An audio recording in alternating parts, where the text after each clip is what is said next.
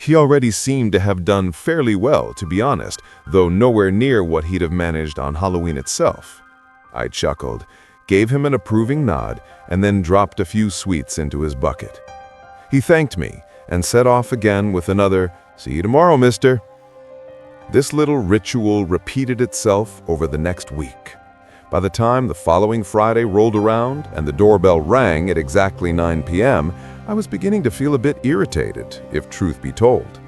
My girlfriend was due back in town the next day. I actually needed to collect her from the airport, which meant getting up at something like 4 a.m.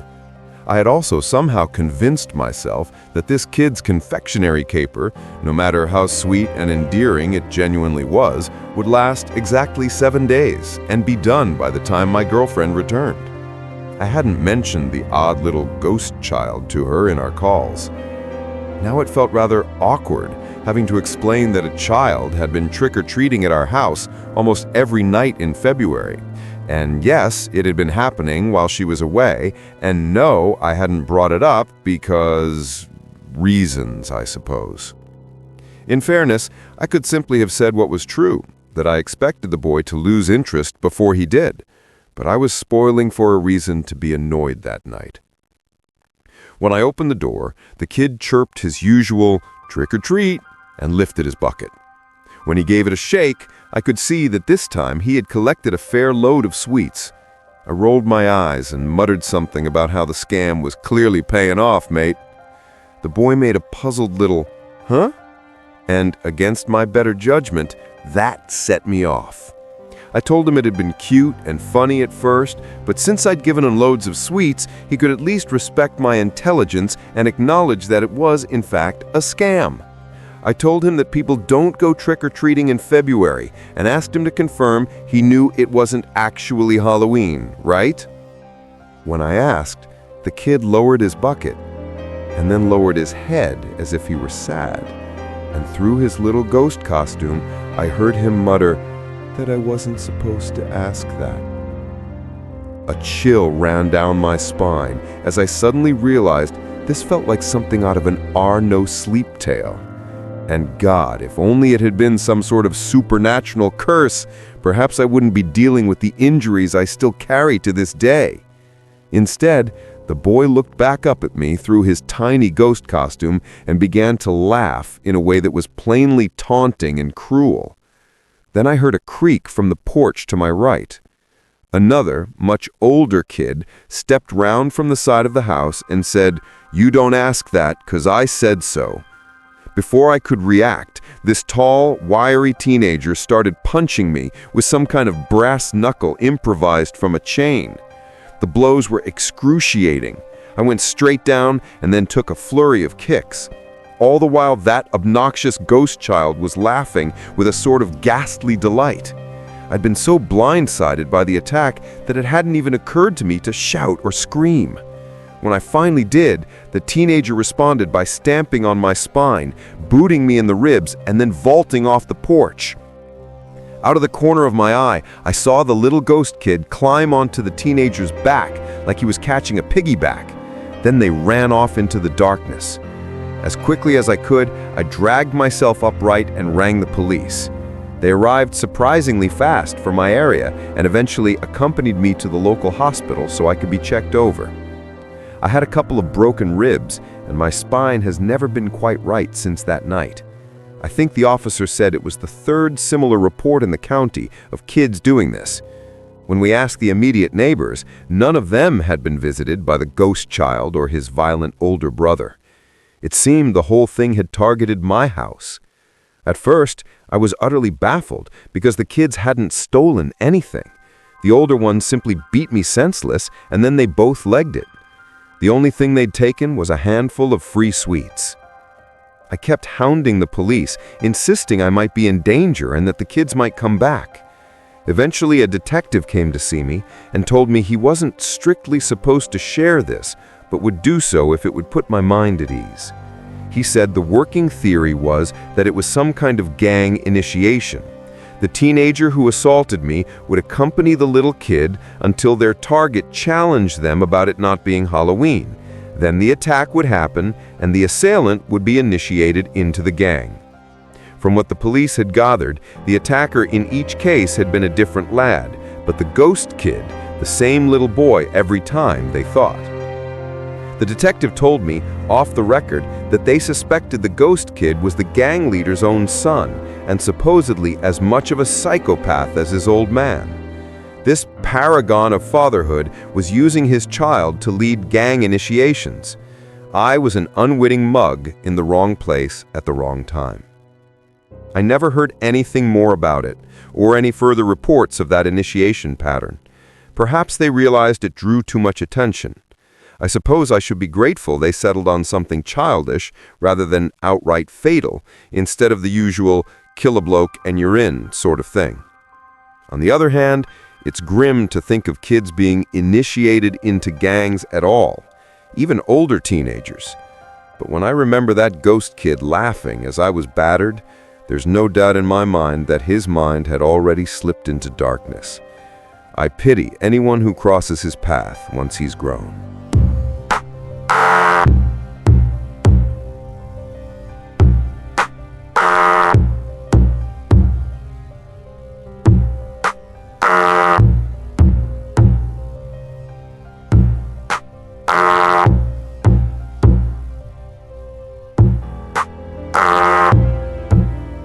So here's a story about a time when I was a child myself and we encountered a strange boy.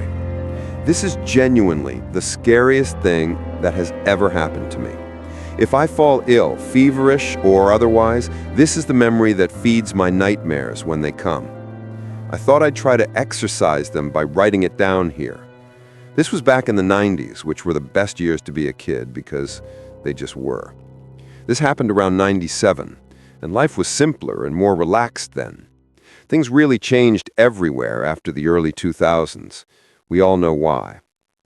And it's not merely nostalgia talking, things had already begun to shift before that. Still, that summer of 97. When I think back, it plays like a film. Me and my 4 mates, 3 other lads and 1 girl. We didn't have some cool nickname like the Losers Club and It or the Goonies. I can't even remember if the kids were actually called the Goonies in that film. Either way, we didn't have a team name. We were just the gang. There was me, James, Barry, Pat, and Kendall. That summer, we spent most of our time exploring the countryside around our homes, making up games in fields and woods, and generally having a brilliant time. We built a fort, made a dam, rode our bikes, and had picnics. We were all between 8 and 10 and wanted the summer to last forever, or at least until our arcade tokens ran out, the weather turned, or one of us nearly died. Unfortunately, it was the last one that brought our summer of fun to an end. We met the strange boy on a Monday. We knew him for 5 days. He said his name was Russell. At the time, we were finishing our fort in the forest, so we let Russell tag along because he asked. He seemed younger than us and said he'd just moved into the area. He had a pretty cool new bike, which didn't strike me as suspicious at the time. Looking back now, I think Russell probably nicked that bike. Russell was a very unkempt, scruffy kid. His clothes were practically rags, not like a waif out of Dickens, just normal 90s kids' clothes, but torn, filthy, and obviously hand-me-downs. They made Russell look like he came from a family my sister would have called dirt poor. Russell turned up to hang out with us every day that week and vanished like clockwork at dinner time. When Barry and I mentioned Russell to my mom, she thought he must have been part of the farming family who'd moved into the farm down the lane. He wasn't, as it turned out, but it was a reasonable guess. He was just another neighborhood kid who'd recently started hanging about.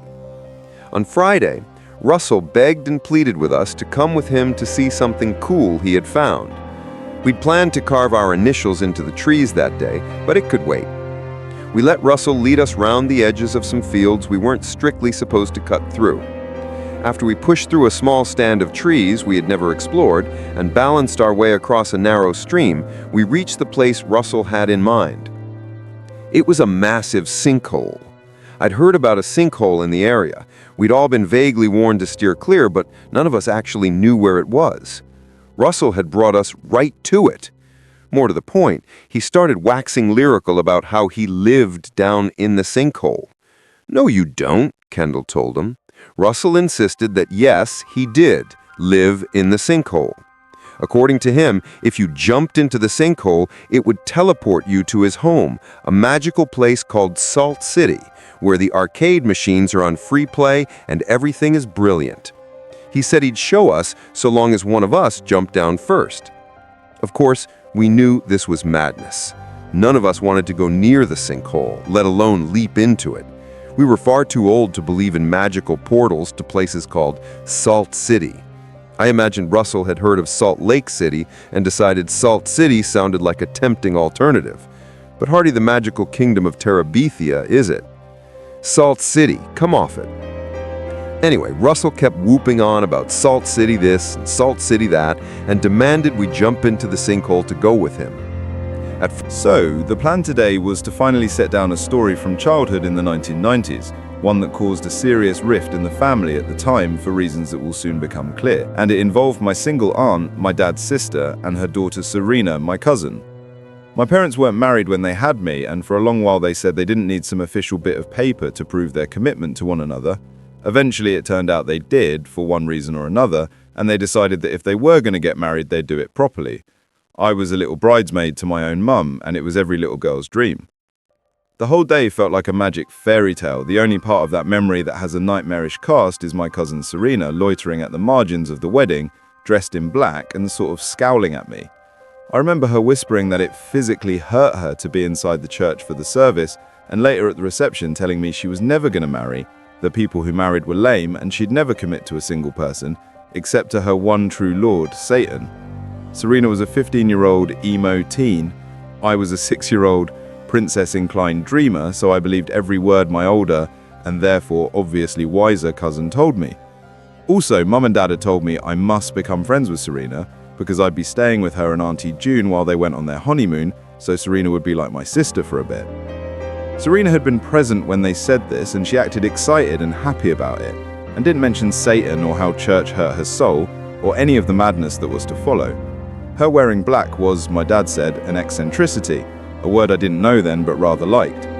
He said Auntie June had been like that as a kid too, and now Auntie June was the nicest, sweetest person we knew, wasn't she? I agreed. Auntie June was lovely and kind and gentle, and I remembered Serena being sweet as well. She hadn't worn black or even scowled the other times I'd met her. This was new. At the wedding, I asked whether it had always burned her soul to go into a church like she claimed, and she said yes. But I knew she'd been at my christening when I was a baby, and I'd never heard about her being burned then. She told me the only reason she didn't burst into flames at the wedding was because she'd performed sacred rites to protect her soul from God.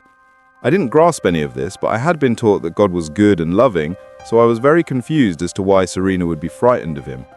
Even at 6, I suspected she was fibbing to some degree, and perhaps just play acting. I didn't take it seriously or find it scary or think too much of it. I thought she was cool, and I was excited to spend the next nearly 3 weeks with her and Auntie June at their house on Millick Road, where they'd promised me an exciting bedroom that would be mine for the whole time I was there. I'd previously been told I'd share with Serena, so I was a bit disappointed to have my own room instead. When I mentioned it to Mum and Dad, Mum said Auntie June had told them it would be for the best if I had the guest room. The first couple of days with my aunt and cousin were normal, fun days. I spent time being fussed over by Auntie June, or by Serena when Auntie June had to go to work. It was summer holidays, but not for Auntie June, obviously. June sometimes worked evenings, and then Serena would more or less babysit me. June said she'd try to take as many day shifts as possible, but there would be some nights when she wouldn't be there. On the third day staying there, I had my first overnight with Serena, and that's when she dimmed the sitting room lights and told me to scooch in close and listen carefully because she had something important to tell me. I leaned in, excited to hear whatever it was, and she told me their house was haunted. I assumed it was a game because Mum and Dad had told me many times that ghosts weren't real, so I played along and acted shocked. Serena didn't think I was taking it seriously, so she tried to stress how frightening and dangerous it was. When I kept giggling and talking about silly ghosts from cartoons, she shifted tack, saying ghosts work for demons, and demons came from hell, so I had to take this seriously or Satan would claim my soul. I reminded her she told me at the wedding she'd pledged her soul to Satan, and she called me a smartass. Then she grew very serious and said I really had to believe her now. She said she'd pledged her soul to Satan to save me because someone, she didn't know who, was planning to sacrifice me to demons. Eventually this started to upset me a little, and I suppose Serena got what she wanted because the more upset I became, the more she piled on.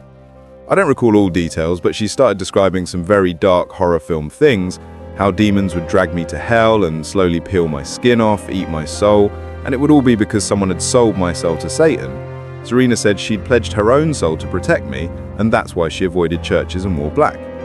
Then she showed me a pentagram she'd drawn on Sharpie on her arm and told me it was the Dark Lord's mark. It was all very silly, but when an older child tries to upset a younger child, sometimes it works, even if the younger one doesn't fully believe them. That's what happened at first anyway.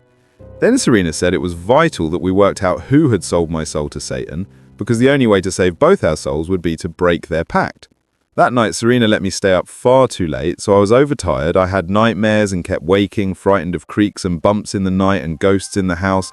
I was a sensible, grounded child, but even I began to wonder whether there was something to Serena's story. After all, why would she lie? Over the next few days, I spent a lot of time with Auntie June. Serena wasn't around much, and when she was, she and Auntie June kept having arguments that escalated into shouting. Whenever those started, June would send me into another room to watch telly or ask me to do a small job in the garden. I heard enough to catch Serena accusing June of being wicked, evil, and controlling. The next time Serena babysat me during one of June's night shifts, she told me her mother was an evil woman who mistreated her, and she believed it was Auntie June who'd sold my soul to Satan. I found this hard to credit because June was lovely and very kind to me. She could be quite scary when arguing with Serena, yes, but that's different.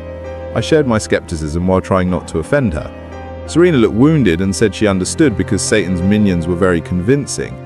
It still confused me that Serena had claimed to be a minion of Satan at the wedding, but I was too young to start triple guessing who was behind which demonic pact, especially when I didn't believe in any of it beyond people being cross and wanting to frighten me.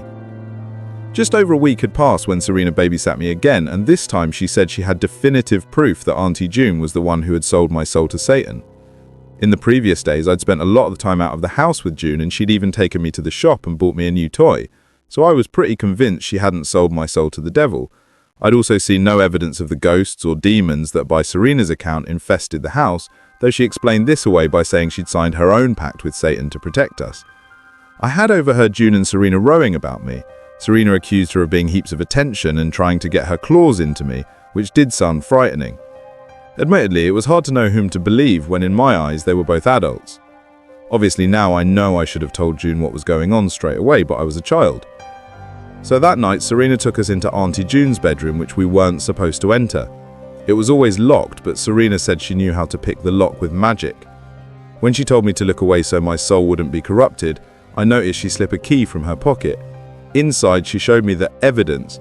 June had horror novels on a bookcase, and on a pinboard in her room was an old Polaroid of Auntie June dressed as a witch, standing next to a devil that looked suspiciously like my dad in a Halloween costume. She insisted this was photographic proof of her mother at an old coven meeting where she dedicated herself to Satan. I wasn't impressed by the horror novels, though some of the covers genuinely frightened me, and I didn't understand how someone like Auntie June would want or allow such things in the house. I'm not sure why that was the deciding factor that began to sway me, but it was. I had been rational and sensible up until then. Seeing all that frightening imagery on June's shelf, Serena somehow persuaded me it proved there was an evil side to Auntie June. I still didn't believe the Satan nonsense about pacts.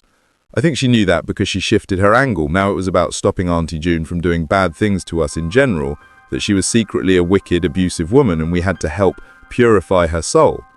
We left the bedroom and Serena locked it again, making me look away to save my soul while she did her magic. Then she took me into my bedroom. We never went into Serena's room either. She said it was because that's where the ghosts congregated and it would terrify me to see all the things she had to surround herself with due to her selfless pact with Satan. Serena told me to sit on the bed and wait while she went to her room to fetch something. While she was gone, I heard bangs and crashes in the hallway that were clearly meant to sound like ghosts, but were obviously just Serena. Eventually, she returned with a small baggie containing 3 berries. She held them up, looked squarely in my eyes and told me these were holy berries blessed by God and we needed to ensure Auntie June ingested them. Because I was doing the cooking with June lately, I had to slip them into her food somehow. She made me promise I would. She made me swear on my life and the lives of my mother and father. I kept my toes crossed and swore. I wasn't a daft kid. I knew whatever Serena was asking wasn't a good idea. I also knew berries could be dangerous. What I couldn't wrap my head around was why Serena would want me, her cousin, whom she supposedly loved, to harm her mother, whom she supposedly loved. It didn't compute that the berries could be genuinely dangerous, which is why I didn't take it as seriously as I ought to. Also, I was 6, remember? I wish I could offer Serena some defense by saying I'm not sure she intended me to go through with it, that I remember some hesitation, that she said to do it only if possible, but I can't. She was adamant I'd do it. She made me swear. She told me specifically to put them into the fruit salad Auntie June made, which only she ate because it would include blueberries. She also told me that if anything happened, she wouldn't say what, I'd know, and then I must say it was me who gave Auntie June the berries, or it would undo the breaking of the pact. So Serena had very clearly set me up to be blamed and coached me into taking responsibility. The problem was I didn't realize how serious it was. What I did was wait until late that night when everyone had gone to bed. I went to the loo and took the baggie with me, planning simply to flush them and then tell Serena I'd done as asked and no one would be the wiser. I even thought I was clever because if I dropped the berries straight in, they might not flush. So I crushed them in my hand, wiped away the pulp, and flushed that. I even tasted a tiny bit of the juice on my tongue just in case they were actually blueberries after all. They weren't. Then I scrubbed my hands thoroughly to remove the purple staining and went to bed. The next thing I clearly remember is waking in hospital with terrible stomach pains and barely able to breathe.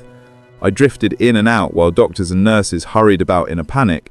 At one point, Auntie June paced back and forth asking whether I'd eaten anything I shouldn't have. I was just about coherent enough to tell her the story about Serena and the berries, even though I felt awful telling on my cousin. I told her I hadn't eaten them, just crushed them and licked a little, so I didn't think that's why I was so ill. My memories are hazy, but I recall Auntie June and Serena screaming at each other in the hospital, and then another voice shouting at them both. I remember having to drink some disgusting black liquid and everyone seeming a bit relieved, even though I didn't feel any better. I spent a couple of days miserable, frightened, and struggling in that hospital until my parents returned. Basically, if someone wasn't a tween in 2004, here's an attempt at an explanation. The kid was obsessed with a rebellious band and tried to use them as a source of fear and cool points. 3 years after they'd stopped being particularly musically relevant, and many of us assumed that would be that forever, and they'd never have a revival. Well, Fred Durst's mates have proved everyone wrong in 2024 and 2025 with a Limp Bizkit renaissance. Does our mate Durst get a similar revival? That will become clear. This little lad would strut through the corridors of our secondary school, snarling and scowling at people, wearing a red baseball cap that no teacher could get him to take off for love nor money. He took pride in singing along to Limp Bizkit's second album, Significant Other, which he blasted through a battery-powered portable CD player with awful tiny coaxial speakers stuck into the headphone port. No matter how many times teachers tried to confiscate the CD player or ban him from listening to Limp Bizkit, he somehow managed to nick it back within a day and would be back to blaring Significant Other through the corridors, hallways, and classrooms of our secondary school. The staff might have taken him more seriously if the rest of us hadn't constantly mocked him. Eventually, Durst stopped caring that we weren't frightened. He shifted from trying to be hard to trying to be the class clown. Any attention was good attention to him, and we would constantly goad and bait him into making a fool of himself. For his part, he was getting the easy, free attention he wanted. For the record, Durst wasn't some mentally ill kid or anything, and he didn't come from a troubled home. He was just a little Burke back then. Back in those days, unsure if it's still true now, music lessons were compulsory for the first couple of years of secondary school.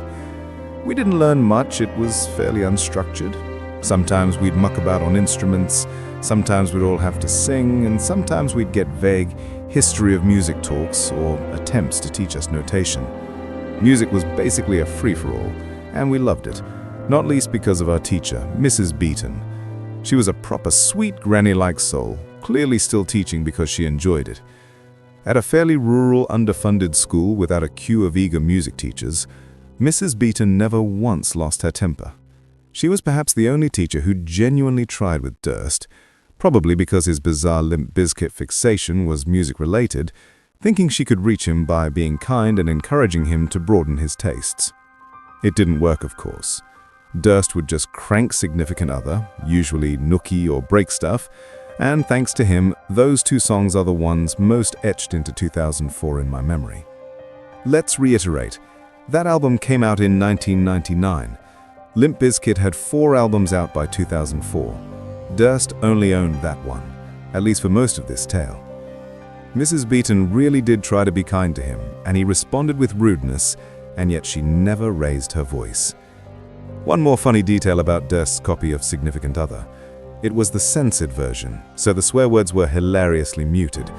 His parents wouldn't allow the explicit version in case it was a bad influence. I first encountered them at Parents' Evening that year, sat at the table next to mine and heard them describing their son as spirited and enthusiastic, to a teacher who replied that he was in fact incredibly disruptive and badly behaved. They seemed genuinely shocked, which is when I realized that the whole Durst act was largely confined to school. As for the Mrs. Beaton incident, every time he disrespected her, the rest of the class got particularly cross with him. We started calling him Durst the Worst, which I imagine Fred himself has heard. Despite our intention that it be an insult, Durst loved it. Being daft kids, we didn't realize we were feeding his attention-seeking. A typical music lesson went something like this. "Hello, class," says Mrs. Beaton, something something dance macabre, something something teacher voice, Oasis and Blur, something something, and then a sigh and a mention of Limp Bizkit. She tried to incorporate Limp Bizkit into her theory lessons, knowing he'd bring them up anyway. Durst would take the cue to shout, "I did it all for the nookie, come on the nookie," or "I'ma grab a chainsaw," or similar, and we'd all tell him to shut up, Durst the Worst, and he'd rap back in a budget Fred Durst impression. Eventually we were all disrupting the class, not just him. Mrs. Beaton would clap politely and ask for gentle, calm, quiet, her catchphrase, and because none of us wanted to upset her, we'd settle. He generally kept the full-on swearing to corridor moments where teachers couldn't let it slide as easily. In other classes he'd self-censor to avoid too much trouble. Not so in Mrs. Beaton's class. Knowing she wouldn't punish him, he used that space to say the full array of F-bombs and B-words you'd hear in their songs. You could see it genuinely upset her. Whenever he said the F-word, she'd flinch and tell him how harmful such language could be. She was so powerfully sweet that Durst would sometimes listen and stop once he saw he'd offended her. The main event happened the day we returned from half-term. It was the final half-term of Year 7, meaning Durst had been at school around 6 months. He joined after Christmas, hence the insecure new kid energy. It felt like he'd been the main character of school forever, though that's likely because he was in my class. Looking back, it was clear it couldn't go on, and something would have to be done to stop him disrupting everything. I sometimes wonder what things would have been like if the Mrs. Beaton incident hadn't happened. Maybe he'd have moved on to Lincoln Park, called himself Shinoda, and become very different. That first day back, he was still Durst, but something was different. We clocked it immediately because he'd been spinning Significant Other every day for 6 months. I clocked it especially because my older sister had other Limp Bizkit albums, so I'd heard it when it came out in 2000-2001. The difference was Limp Bizkit's third album, Chocolate Starfish and the Hot Dog Flavored Water. Durst had the CD, listening to Rolling, air raid vehicle with a smug, excited look, as if it were brand new to him. It was. He'd been gifted it on the way to school that morning. Amid his usual snarls and spinning his red cap on his finger, he'd point to the CD player in form and say, "New album, good, huh?" to anyone nearby. We egged him on, asking for favorites. He clearly loved Rollin' and Take a Look Around. Fair enough bangers, because he replayed those and sang along to the latter. On the 5th spin of Rollin', I noticed something else. Not only did he have a second Limp Bizkit album, it was the uncensored version. Fred lets rip with a barrage of swearing on that album, and if you know Chocolate Starfish, you know why this matters and where this is heading. If not, stay tuned. Music was our last period. Throughout the day, Durst strutted about, rapping Rollin', snarling at Year 11s and doing some sort of lewd dance that I'm sure wasn't from Limp Bizkit, more like that one Bloodhound Gang track, but for whatever reason, he did it to Rollin'. I listened curiously, wondering if he'd dare play the title track Hot Dog in front of staff. My sister had played it for me back in primary and made me promise not to tell Mum and Dad. We'd sat giggling at how stupidly, hilariously filthy it was. Durst didn't play Hot Dog all day. He stuck to the middle tracks, creating his usual mini tornado of chaos, convinced he was terrifyingly cool while we laughed at the weird Limp Bizkit kid doing his weird routine. When we arrived for music, it was suspiciously calm. Durst was late. Mrs. Beaton took the register, asked if he was absent. Someone said no, he was in. She shrugged and began the lesson. Something classical, perhaps Tchaikovsky. She gave her preamble, sat at her desk, and put a hand on the CD player. It was as if Durst had timed it. In memory, I swear we could faintly hear the intro, "Who's in the house? Limp Bizkit is in the house," from the corridor as he approached. As track 1 blared into track 2, he slammed open the door, stepped in, and slammed it behind him. With a bow and flourish, he interrupted the lesson with a word-perfect, memorized sing-along to Hot Dog. Quoting the whole thing isn't happening here, but I once heard it held a record for most F-bombs in a song, at least for a time. It's also a direct parody of Nine Inch Nails' Closer, cribbing lines from that and The Perfect Drug and other 9 Inch tracks in the chorus. Highlights from the 2 minutes 10 he gave us: "Get the fuck up," "It's a fucked up world in a fucked up place," "Everybody's judged by their fucked up face," 10 more lines and a bit about DJ Lethal, and then "Ain't it a shame that you can't say the fuck," etc. I don't remember it verbatim. I had to look up some lyrics later. What's burned into my mind is Durst cavorting about, crappy speakers round his neck, doing that dance from Not Even Limp Bizkit. What's burned in is how we all whooped every time he said the F word, which is often in that track. What's burned in is how none of us dared to look at Mrs. Beaton because surely even she would be furious. Durst finished with a flourish. "Just know that nothing you do can bring you closer to me." The room fell silent. We all knew, Durst included, that this had gone too far, and we should be ashamed. I turned to see the teacher's reaction. She sat at her desk, staring ahead, breathing heavily. Durst was standing there looking defeated and small, the most normal human behavior we'd ever seen from him. He even took off his cap, muttered, "Sorry, miss," and went to sit. Mrs. Beaton kept staring, breathing hard. She wasn't looking at any of us, just at a blank spot near the top left of the room. Someone said, "Miss," quietly. She stood, swaying. Even then it was obvious something was deeply wrong. She took a few unsteady steps into the center space formed by our U-shaped desks. Still staring at nothing, she reached up with her right hand, gripped her chest, shuddered, let out a strangled cry, and dropped like a stone. Later we learned she had suffered a massive, devastating heart attack and a brain aneurysm.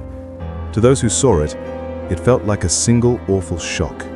It felt as if Durst had startled dear sweet Mrs. Beaton into a heart attack with his performance. Of course, we didn't know that then, or that she had died. First came panic, kids racing for another teacher, breathless explanations about Durst bursting in,